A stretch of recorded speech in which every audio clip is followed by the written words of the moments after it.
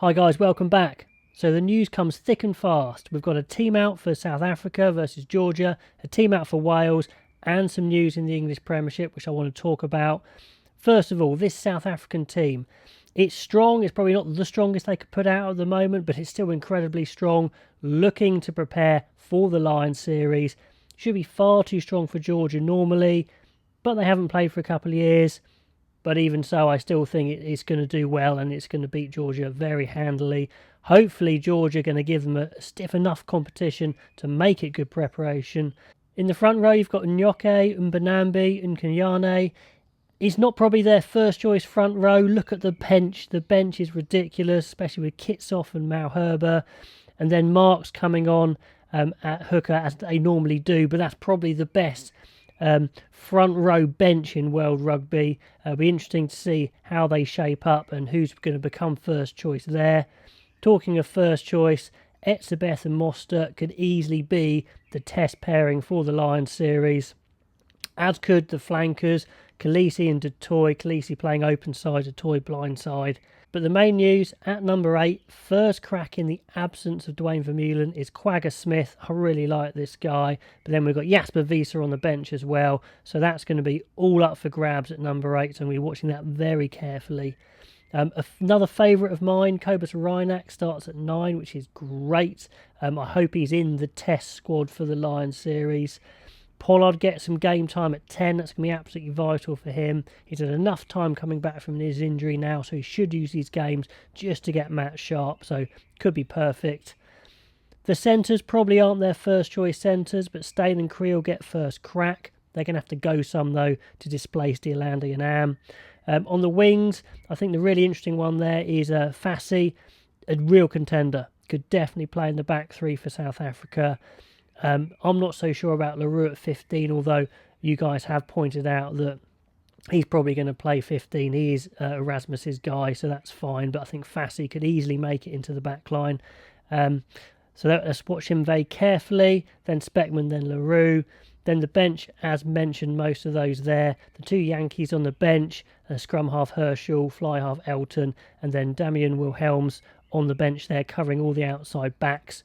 He's a long shot for the Test series, but he's very talented. So it's a very interesting South African side. It's going to get stronger. It's strong already, but let me know what you think of it and how it's going to go and who you're going to watch carefully. Let's have a look at Wales versus Canada. Again, this should be a side far too strong for Canada, even though there's lots of changes. Guys out of the Lions and injured now, of course. But starting off with a very experienced front row of Smith, D and Lewis, plenty of caps there. The first uncapped name, Ben Carter. Haven't seen a lot of this 20-year-old from the Dragons, alongside Will Rowlands, who's been playing great this year. So that's a good place to sneak in an uncapped player. Back row, it hasn't got the most caps, I guess, with Botham and Wainwright, but Moriarty's back to add a bit of experience. So I think that pack looks plenty good enough. Interested to see Basham coming off the bench, covering the back row. At 9, Thomas Williams, the guy I've been banging on about, probably should have been with the Lions. Let's see if he lives up to my expectation and actually become Wales' best 9. Sheedy at 10, no real surprise there.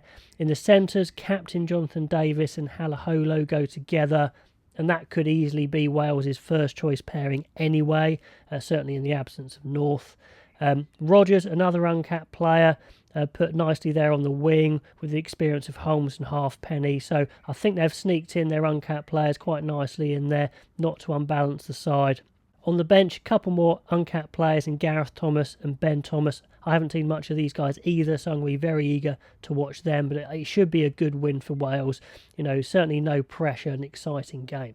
So the final bit of news, which I think is very interesting from the English Premiership, is not quite ring fencing, but they are going to increase the size of the Premiership up to 14 teams. So significant change, should get them a lot more money, hopefully a lot more TV coverage. And if they can keep the quality of players there, better competition and more choice for England as well. Let me know what you think about it. Now, Saracens are going to go up. They're going to have, so it's going to be 13 teams, and then it's going to be the winner of the Championship next year, which surely is going to be Ealing, looking at the quality at the moment. That'll be 14 teams.